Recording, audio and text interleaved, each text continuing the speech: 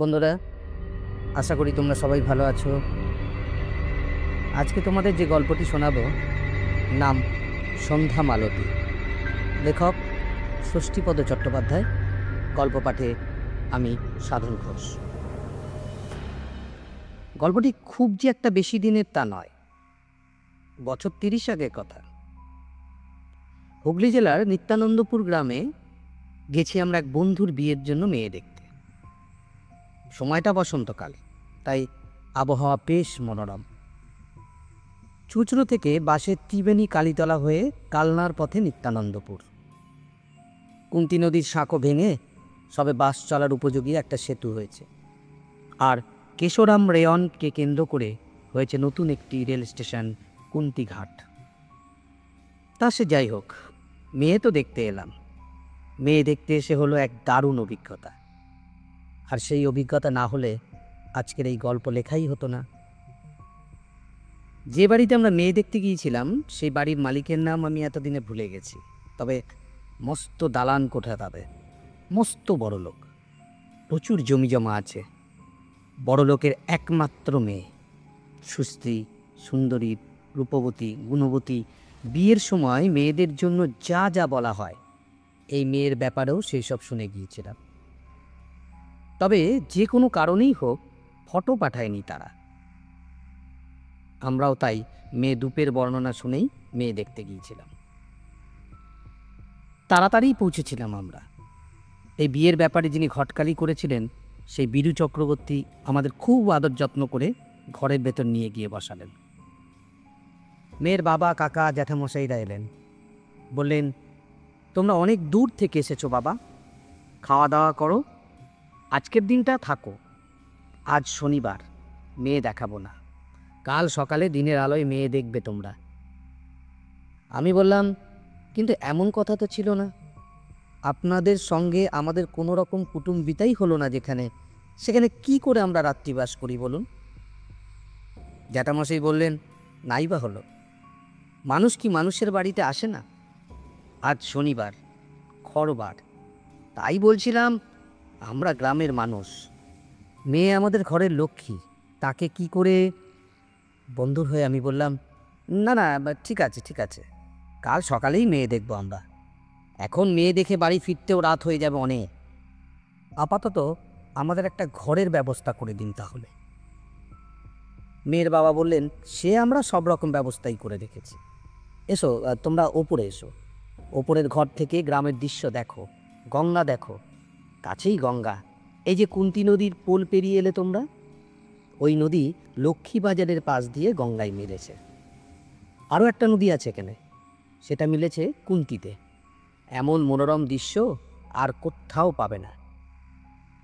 আমরা ওদের আমন্ত্রণে ও আপ্যায়নে ওপরের ঘরে এলাম। ওপরেই আমাদের মুখ হাত পা ধোয়ার ব্যবস্থা হলো। তারপর এলো ডিশ ভর্তি ভালো খাবার। আমার বন্ধুটি না মজায় বলল, এসব কি করেছেন, এত খাবার খাবো কি করে? আর তাছাড়া মেয়ে দেখে আমাদের মতামত জানানোর পরে না হয় এসব আপ্যায়ন হতো। এখন ধরুন, মেয়ে যদি আমাদের পছন্দ না হয়? জ্যাঠামশাই বললেন, তাতে কি, আমাদের মেয়ে আমাদেরই থাকবে।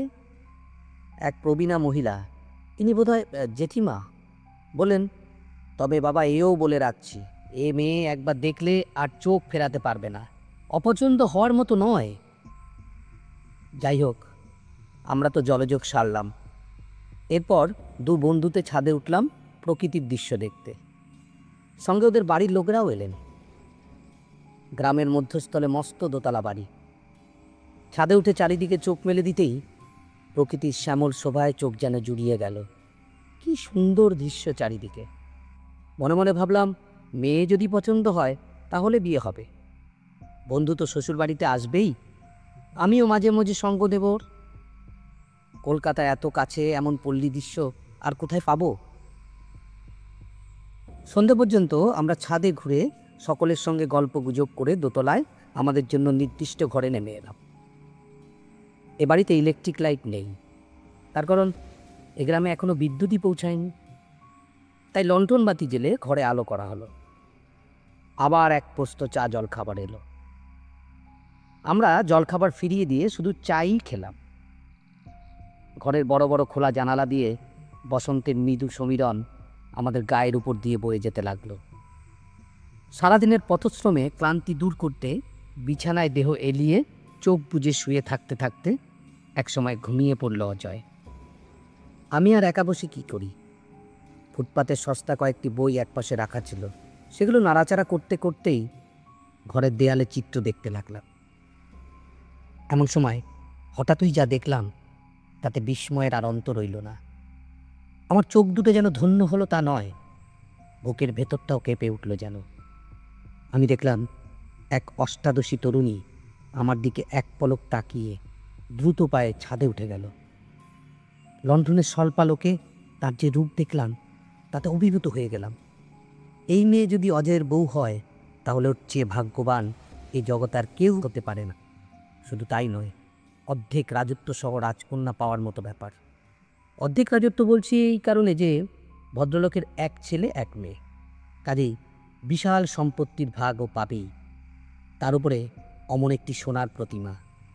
এই মেয়েকে দেখতে এসে না বলে ফিরে যাওয়ার কোনো কারণই নেই। অতএব বিয়ে এখানে পাকা। কাল সকালে সামনাসামনি বসে মেয়ে দেখেই আমার মতামতটা জানিয়ে দেব আমি।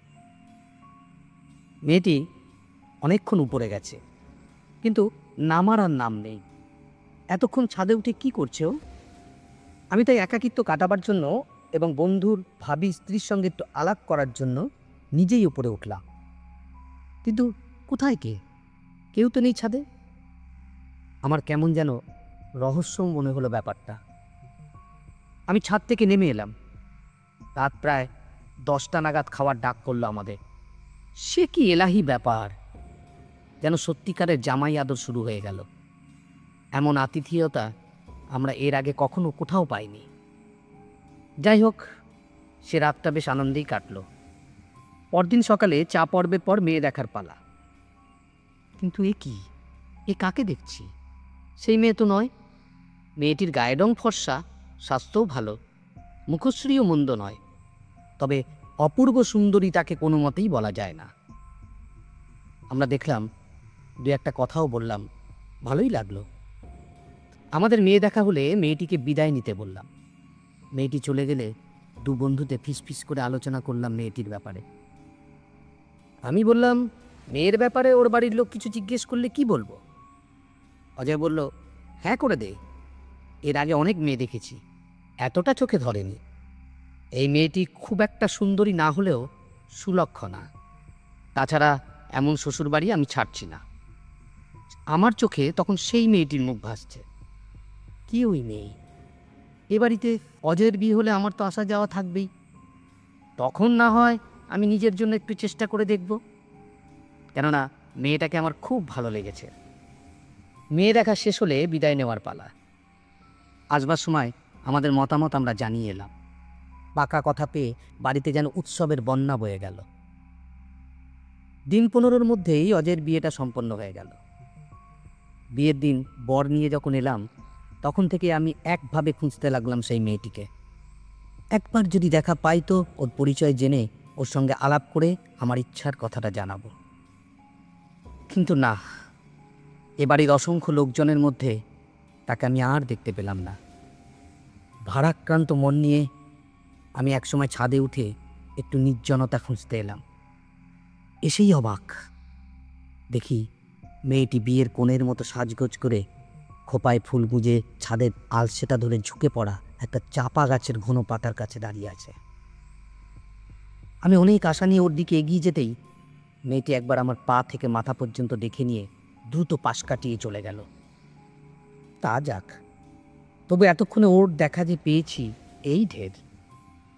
এই মেয়ে যদি আমাকে পছন্দ করে তবে আমি বিনা পণে ওকে বিয়ে করব, এই সংকল্প করলাম। ও নিচে নেমে এলে আমিও নেমে এলাম। আবার শুরু হলো খোঁজার পালা। কিন্তু কোথায় যে লুকোলো সে, তা কে জানে। আর তাকে দেখতেই পেলাম না। বিয়ের আসরে বসে অজয় আমাকে এক ফাঁকে জিজ্ঞেস করলো, তোর কি ব্যাপার বলতো? সেই তখন থেকে দেখছি হঠাৎ যেন কীরকম হয়ে গেছিস তুই। ব্যাপারটা কি তোর? এর আগে আমি ওই মেয়েটির কথা একবারও বলিনি অজয়কে। এইবারে সব বললাম।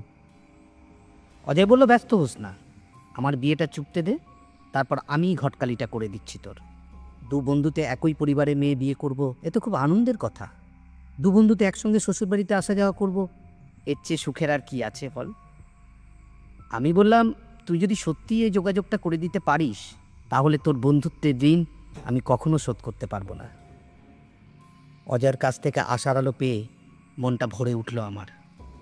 কি ভাগ্যিস এই মেয়েটির সঙ্গে অজয়ের বিয়েটা হয়ে যায়নি, তাহলে অবশ্য আমার কোনো আশা থাকতো না। ও সারা জীবন আমার বন্ধু পত্নী হিসাবে শ্রদ্ধার পাত্রী হয়ে থাকতো। অজয়ের বিয়ের লগ্ন ছিল মধ্যরাতে। অজস্র প্রলোভনীর সঙ্গে চিরাচরিত প্রথা অনুযায়ী সম্পন্ন হলো বিয়েটা। কিন্তু এই বিয়ের বাসরে সে কই? খাওয়া দাওয়ার পর আমি অন্যান্য বন্ধুদের নজর এড়িয়ে ছাদে গেলাম। ছাদে গিয়ে দেখি অবাক কাণ্ড। মেয়েটি সেই আগের মতোই ছাদের আলসের ধারে সেই চাপা গাছটার দিকে তাকিয়ে দাঁড়িয়ে আছে চুপচাপ। আমি কাছে যেতেই মেয়েটি আমার দিকে এক পলক তাকিয়ে নতবদনে চলে গেল আমার পাশ কাটিয়ে। আমার তখন বেজায় সাহস। আমি নিজে থেকেই মেয়েটিকে ডাকলাম, শুনুন। মেয়েটি ভ্রুক্ষেপও করল না, ফিরেও তাকালো না আমার দিকে। সিঁড়ি বেয়ে নিচে নেমে গেল। আমি এক অনুসরণ করেও আর ওকে দেখতে পেলাম না। তাই তো, গেল কোথায় মেয়েটা? সে রাতও অজস্র হই হুল্লোড়ের মধ্যে কাটল। কত গান বাজনা হলো, কিন্তু সে মেয়ের আর দেখা পাওয়া গেল না। পরদিন সকাল থেকেই সাজ রব। মেয়ের বাবা মা আমার দুটি হাত ধরে বারবার বলতে লাগলেন, আমাদের বড় আদরের মেয়ে বাবা, দেখো যেন কষ্ট দিও না। ও কোনো অন্যায় করলে ও দোষ ত্রুটি ক্ষমা করে দিও। আমি বললাম, এই ব্যাপারে আপনারা নিশ্চিন্ত থাকুন। অজয় সত্যিই ভালো ছেলে, ওর বাবা মায়েরও তুলনা নেই। মেয়ে আপনাদের সুখেই থাকবে। ওর জ্যাঠামশাই জেঠিমা আমাকে ওদের ঘরে নিয়ে গিয়ে বসালেন। বললেন, তোমার বন্ধুর সঙ্গে তুমিও মাঝে মাঝে এসো বাবা, যেন ভুলে যেও না। সময় সুযোগ পেলেই চলে এসো। ওকে একটু দেখো, এই বাড়িতে ওই এখন একমাত্র মেয়ে। আমি বললাম, এর আগে আর কেউ ছিল বুঝি এ বাড়িতে? জেঠিমা একটি দীর্ঘশ্বাস ফেলে বললেন, আমার মেয়ে মালতী ছিল। আমি বললাম, সে এখন কোথায়? তার বিয়ে হয়ে গেছে বুঝি? জ্যাঠামশাই চোখের জল মুছে বললেন, সে আর নেই বাবা। এই নেই কথাটার অর্থ বুঝতে আমার খুব একটা দেরি হলো না। বললাম, কতদিন হলো? এখনও বছর ঘোরেনি বাবা। জেঠিমা বললেন, অমন মেয়ে কালে ভদ্রে জন্মায় বাবা। কি রূপ তার! যেমন চোখ মুখের গড়ন, তেমনই গায়ের রং। ওই দেখো না, দেখো দেয়ালের গায়ে সে কেমন ছবি হয়ে আছে। বিয়ের কথাবার্তাও সব ঠিক হয়ে গিয়েছিল। হঠাৎ ওই সন্ধ্যাবেলায় চাঁপা ফুল তুলতে গিয়ে সাপকাঠি হলো। এক ছোবলেই শেষ। কেউটের ছোবল বাবা। ছবির দিকে তাকিয়ে আমি স্থির। এ তো সেই মেয়ে যাকে ঘিরে আমি এত স্বপ্ন দেখেছি, যে আমাকে একবার করে দেখা দিয়ে মিলিয়ে যাচ্ছে। এই বিজ্ঞানের যুগে এও কি সম্ভব? তবে সেই শেষ। অজয়ের শ্বশুরবাড়িতে আমি আর কখনো যাইনি। আজ আমার গল্পের এখানেই সমাপ্তি। গল্পটি যদি ভালো লেগে থাকে অবশ্যই লাইক, কমেন্ট অ্যান্ড শেয়ার করবে। এরকম আরও গল্প শুনতে আমার চ্যানেলটিকে অবশ্যই সাবস্ক্রাইব করবে। ধন্যবাদ।